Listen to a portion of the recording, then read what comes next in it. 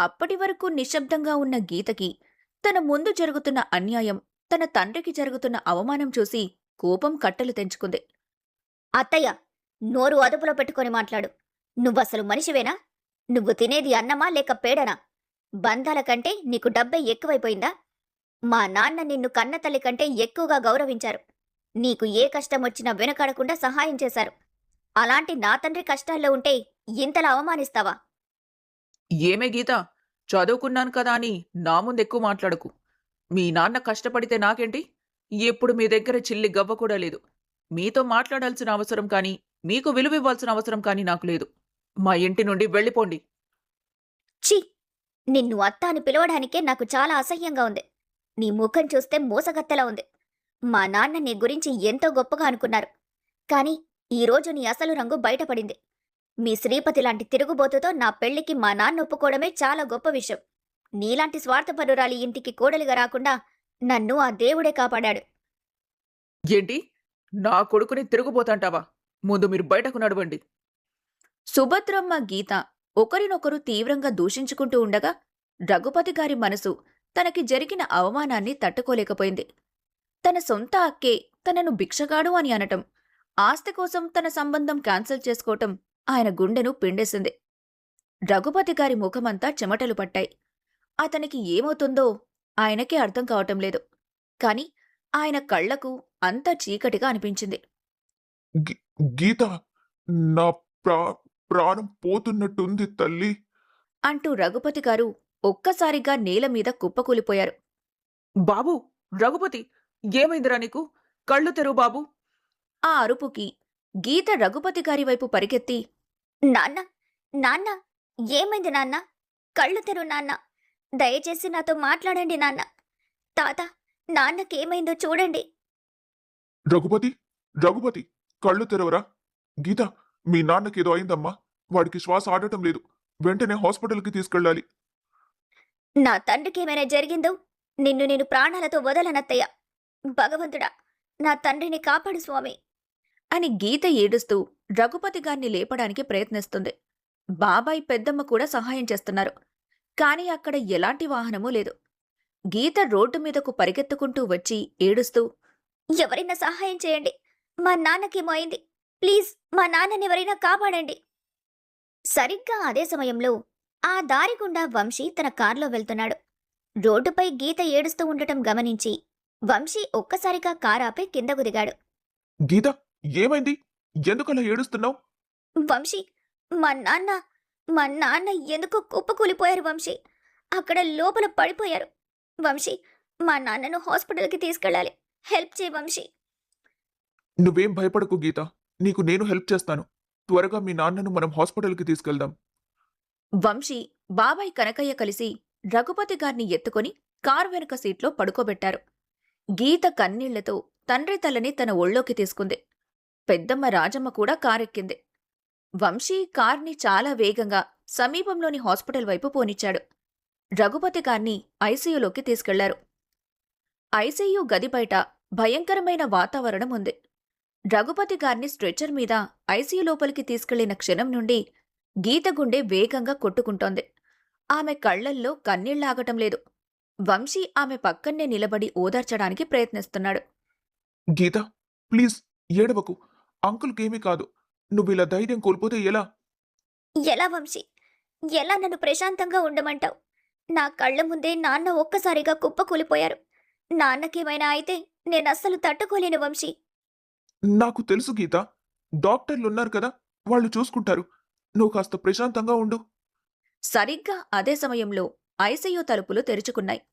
లోపల డ్యూటీలో ఉన్న డాక్టర్ నెమ్మదిగా బయటకొచ్చారు. ఆయన ముఖంలో తీవ్రమైన ఆందోళన కనిపిస్తోంది. అది చూడగానే గీత పరుగున ఆయన దగ్గరికి వెళ్ళింది. డాక్టర్, మా నాన్న ఎలా ఉన్నారు డాక్టర్? ఆయన కళ్ళు తెరిచారా? మాట్లాడారా? గీత గారు, మీ నాన్నగారి పరిస్థితి ప్రస్తుతం చాలా ఆందోళనకరంగా ఉంది. మేమిచ్చిన ట్రీట్మెంట్కు ఆయన బాడీ అస్సలు రెస్పాండ్ కావటం లేదు. రెస్పాండ్ కావటం లేదా? ఇప్పుడెలా డాక్టర్? మేమిప్పుడే మా హాస్పిటల్లోని సీనియర్ న్యూరాలజిస్ట్కి ఈ కేసుని సజెస్ట్ చేశాం. ఆయన వస్తే కానీ మనం ఒక క్లారిటీకి రాలేం. జనరల్ మెడిసిన్ కింద మేం చేయగలిగిందంతా చేశాం. డాక్టర్ గారు, అసలు అంకుల్కి ఏమైంది? హార్ట్అటాక్ లాంటిది ఏమైనా వచ్చిందా? ప్రస్తుతానికి మేమదంతా ఖచ్చితంగా చెప్పలేం. న్యూరాలజిస్ట్ గారొచ్చి పేషెంట్ బ్రెయిన్ రిఫ్లెక్స్ పరీక్షించిన తర్వాతే అసలు సమస్య ఏంటో తెలుస్తుంది. దయచేసి ఆయన వచ్చే వరకు కొంచెం వెయిట్ చేయండి. డాక్టర్ ఆ మాట చెప్పి మళ్ళీ ఐసీయూ లోపలికి వెళ్ళిపోయారు. గీత అక్కడే ఉన్న బెంచ్ మీద కూలబడి గట్టిగా ఏడవటం మొదలుపెట్టింది. గీత, అంకుల్ అంత సడన్ గా ఎలా పడిపోయారు? అసలేం జరిగిందో నాకు పూర్తిగా చెప్పవా? దీనికి కారణం మా అత్తయ్య చేసిన మోసం వంశీ. మా మిల్లు పొలం కాలిపోగానే మా దగ్గర ఆస్తి లేదని మాకు చెప్పకుండా మా అత్తయ్య తన కొడుకు శ్రీపతికి వేరే సంబంధం ఖాయం చేసుకుంది. ఏంటి? నిశ్చితార్థం కూడా అయిపోయాక కేవలం ఆస్తి పోయిందనే కారణంతో మీ అత్త సంబంధాన్ని వదులుకుందా? ఎంత దారుణం గీత ఇది! అవును వంశీ. మొన్న మా ఇంటికొచ్చి చాలా పద్ధతిగా పెళ్లి వాయిదా వేద్దాం తమ్ముడు అని చెప్పి వెళ్ళింది. మా నాన్నేమో ఆమె చాలా మంచిదని అందరి ముందు గొప్పగా చెప్పుకున్నారు. కానీ ఈరోజు అప్పయ్య తాత ఎదురై అత్తయ్య తన కొడుక్కి వేరే సంబంధం చూసి ఈరోజు నిశ్చితార్థం చేస్తుందని చెప్పారు. అవునా? నాన్న ముందు నమ్మలేదు. తర్వాత నేరుగా అత్తయ్య ఇంటికి వెళ్ళాం. అక్కడ అత్తయ్య తన అసలు రంగు బయట పెట్టింది. డబ్బులేని భిక్షగాళ్లతో నేను సంబంధం కలుపుకోవాలా అని నాన్నను దారుణంగా అవమానించింది వంశీ. ఆ మాటలు వినగానే నాన్న గుండె పగిలిపోయి అక్కడికక్కడే పడిపోయారు. ఛీ! ఎంత స్వార్థపరురాలో ఆ సుభద్రమ్మ! తోడబుట్టిన తమ్ముడు కష్టాల్లో ఉంటే ఆదుకోవాల్సింది పోయి ఇలాంటి నీచమైన పని చేస్తుందా? ఆమెనస్సలు వదిలిపెట్టకూడదు గీత. ఇప్పుడు వాళ్లతో గొడవ పడే సమయం కాదు వంశీ. నాకు మా నాన్న ప్రాణాలు ముఖ్యం. ఈ విషయం మీ అమ్మకి తెలుసా? తెలీదు. నువ్వు వెంటనే మీ అమ్మకు ఫోన్ చేసి ఇక్కడికి రమ్మని చెప్పు. న్యూరాలజిస్ట్ వచ్చేలోపు అమ్మ ఇక్కడుంటే మంచిది. గీత వణుకుతున్న చేతులతో ఫోన్ తీసి సుశీలమ్మకు కాల్ చేసింది. ఫోన్ రింగ్ అవ్వగానే అవతలి వైపు నుండి సుశీలమ్మ కంగారుగా ఫోన్ ఎత్తింది. గీత, ఏమైందే తల్లి? మీ నాన్న నువ్వు ఇంకా ఇంటికి రాలేదు? అమ్మా, నీకొక విషయం చెప్తాను. నువ్వు అనవసరంగా కంగారు పడకు. నాన్నకి కొంచెం నీరసంగా ఉంటే చెకప్ కోసం టౌన్ హాస్పిటల్కి తీసుకొచ్చాం. నువ్వు కూడా ఇక్కడికి రా అమ్మా. అవునా? నేనిప్పుడే హాస్పిటల్కి వస్తున్నాను. అమ్మా, కంగారు పడకుండా ప్రశాంతంగా రా. వంశీకారు పంపించమంటావా? వద్దు, నేను మన పక్కింటి రవి బైక్ మీద ఇప్పుడే బయలుదేరుతున్నాను. 10 నిమిషాల్లో అక్కడుంటానమ్మా. ఫోన్ పెట్టేసి గీత నిశ్శబ్దంగా ఐసీయూ వైపు చూస్తూ ఉండిపోయింది. కాసేపటికి సుశీలమ్మ కంగారుగా పరిగెత్తుకుంటూ వచ్చింది. ఆమె ముఖంలో భయం, ఆందోళన స్పష్టంగా కనిపిస్తున్నాయి. అదే సమయంలో హాస్పిటల్ గ్యాలరీ నుండి సీనియర్ న్యూరాలజిస్ట్ డాక్టర్ కూడా అప్పుడే ఐసీయూ లోపలికి వెళ్లటం గీత గమనించింది. గీత, ఏమైందే మీ నాన్నకి? ఐసీయూ బయట నిలబడ్డావేంటి? లోపల ఏం జరుగుతోంది? అమ్మా, కూర్చో ముందు. కంగారు పడకు. నాన్నకి కొంచెం బీపీ పెరిగి పడిపోయారు అంతే. బీపీ పెరగటం ఏంటి గీత? ఉదయం బాగానే ఉన్నారు కదా? మిల్లు దగ్గరికి వెళ్ళిన మనిషికి హఠాత్తుగా ఏమైంది? అమ్మా, అత్తయ్య తన కొడుకు శ్రీపతికి పక్కూరి భూపతి కూతురితో పెళ్లి నిశ్చయించింది. అది తెలిసి నేను నాన్న అత్తయ్య ఇంటికి వెళ్ళాం. దేవుడా! నిజంగానే ఆ రాక్షసి అంత పని చేసిందా? అవునమ్మా. నాన్న అక్కడికి వెళ్ళి నిలదీస్తే ఆ సుభద్రత్తయ్య నాన్నను చాలా నీచంగా మాట్లాడింది.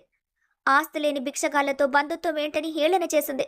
నాన్న అవమానాన్ని తట్టుకోలేకే అక్కడే పడిపోయారు. ఆ సుభద్ర అసలు మనిషేనా? నేనా రోజే చెప్పాను కదా గీత, ఆమె ఎంతటి స్వార్థపరురాలు. మీ నాన్న వినలేదు. నా అక్క బంగారం, నా అక్క దేవత అని భజన చేశారు. ఈ రోజు ఆ దేవతే మీ నాన్న ప్రాణాల మీదకు తెచ్చింది. ఆమెతో సంబంధం ఆ రోజే తెంచేసుకోవాల్సిందే. మరిప్పుడెలా ఉంది మీ నాన్న పరిస్థితి? డాక్టర్లు లోపల పరీక్షలు చేస్తున్నారమ్మా. న్యూరాలజిస్ట్ కూడా వచ్చారు. ఆయన బయటకొస్తే కానీ ఏమీ చెప్పలేం. సుశీలమ్మ ఐసీయూ తలుపుల వైపు చూస్తూ కన్నీరు మున్నీరైంది. తన భర్త ప్రాణాల కోసం దేవుణ్ణి వేడుకోవటం మొదలుపెట్టింది.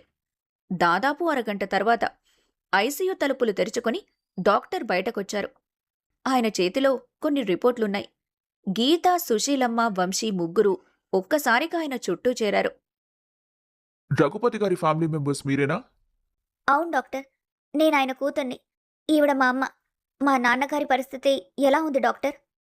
డాక్టర్ బాబు, నా భర్తకేమీ కాలేదు కదా? అమ్మా, కొంచెం ప్రశాంతంగా ఉండండి. మీ భర్త రఘుపతి గారికి వచ్చింది హార్ట్అటాక్ కాదు. ఆయనకు బ్రెయిన్ స్ట్రోక్ వచ్చింది. బ్రెయిన్ స్ట్రోకా? అంటే ఏంటి డాక్టర్ బాబు? కాస్త వివరంగా చెప్పండి. నేను చెప్తాను. సాధారణంగా ఒక వ్యక్తి తీవ్రమైన మానసిక ఆందోళనకు లేదా ఊహించని పెద్ద షాక్కి గురైనప్పుడు మెదడులోని రక్తనాళాలు సాధారణం కంటే అత్యంత వేగంగా తీవ్రంగా స్పందిస్తాయి. ఆ తీవ్రతను తట్టుకోలేక మెదడులోని కొన్ని సన్నని రక్తనాళాలు చిట్లిపోతాయి. అలా చిట్లిపోయిన చోట రక్తం గడ్డ కడుతుంది. దీన్నే బ్రెయిన్ స్ట్రోక్ అంటారు. మరి మా నాన్నకిప్పుడు దీనివల్ల ఎలాంటి ప్రాబ్లం వస్తుంది డాక్టర్? మీ నాన్నగారి మెదడులోని ఎడమ భాగంలో చాలా పెద్ద బ్లడ్ క్లాట్స్ ఉన్నాయి. దీనివల్ల ఆయన మాట్లాడడానికి ప్రయత్నించినప్పుడు మాటలు సరిగ్గా రావు, తడబడతాయి. అలాగే ఆయన జ్ఞాపక శక్తి మీద కూడా దీని ప్రభావం ఉండొచ్చు. తనకు బాగా తెలిసిన వాళ్ళ పేర్లు, బంధువుల పేర్లు కూడా ఆయన పూర్తిగా మర్చిపోయే అవకాశం ఉంది. అయ్యో దేవుడా! నా భర్తకి ఎంతటి కష్టం తెచ్చావు. ఆయనకి మాటలు రావా? మమ్మల్ని గుర్తుపట్టరా?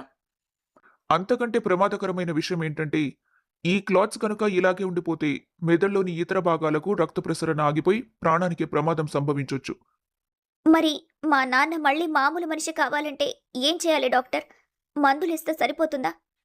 లేదు గీత గారు, కేవలం మందులతో ఈ క్లాట్స్ని కరిగించడం అసాధ్యం. క్లాట్ సైజ్ చాలా పెద్దగా ఉంది. మనం వీలైనంత త్వరగా ఎమర్జెన్సీ బ్రెయిన్ సర్జరీ చేసి ఆ గడ్డలని తొలగించాలి. ఇక్కడ ఒక ముఖ్యమైన విషయం. అదేంటంటే, ఆపరేషన్ సక్సెస్ అయిన తర్వాత కూడా ఆయన మళ్ళీ మునుపటిలా మాట్లాడడానికి, నడవటానికి చాలా సమయం పడుతుంది. ఆపరేషన్ చెయ్యండి డాక్టర్ బాబు. నా భర్త ప్రాణాలు కాపాడండి. డాక్టర్ గారు, ఆ సర్జరీకి మొత్తం ఎంత ఖర్చవుతుంది? సర్జరీ ఖర్చు, మెడిసిన్స్, ఐసీయూ ఛార్జీలు, ఆ తర్వాత ఇచ్చే థెరపీలన్నీ కలిపి దాదాపు 10 నుండి 20 లక్షల రూపాయల వరకు ఖర్చవుతుంది. ఆ మాట వినగానే గీత సుశీలమ్మల కాళ్ల కింద భూమి కదిలిపోయినట్లనిపించింది. ఒకే ఒక్క రోజులో ఉన్న ఆస్తంతా కాలిబూడిదై రోడ్డున పడ్డ ఆ కుటుంబానికి ఇప్పుడు హఠాత్తుగా 20 లక్షల రూపాయలంటే ఎక్కడ్నుండొస్తాయి? 20 లక్షలా? దేవుడా! మొన్ననే కదా మా ఇల్లు, పొలం అంతా కాలిపోయింది. ఇప్పుడంత డబ్బు మేమెక్కడి నుంచి తీసుకురావాలి? నాకు మీ పరిస్థితి అర్థమవుతుంది. కానీ మన దగ్గర ఎక్కువ సమయం లేదు. ఎంత త్వరగా సర్జరీ చేస్తే అంత మంచిది. మీరు డబ్బు అరేంజ్ చేసుకుని సంతకం పెడితే మేము ప్రిపరేషన్ స్టార్ట్ చేస్తాం. డాక్టర్ మోహన్ ఆ మాట చెప్పి తన క్యాబిన్ వైపు వెళ్ళిపోయారు. హాస్పిటల్ కారిడార్లో మళ్లీ నిశ్శబ్దం అలుముకుంది. కాని ఆ నిశ్శబ్దంలో సుశీలమ్మ ఏడుపులు, గీత మనసులోని ఆక్రందనలు స్పష్టంగా వినిపిస్తున్నాయి. పోగొట్టుకున్న ఆస్తి ఒకవైపు, మృత్యువుతో పోరాడుతున్న తండ్రి మరోవైపు. గీత ఇప్పుడు ఎలాంటి నిర్ణయం తీసుకుంటుంది? అంత పెద్ద మొత్తాన్ని ఎలా అరేంజ్ చేస్తుంది? రఘుపతి గారి ప్రాణం నిలబడుతుందా లేదా? ఈ విషయాలన్నింటికీ సమాధానం తెలియాలంటే తర్వాతి ఎపిసోడ్ చూడాల్సిందే.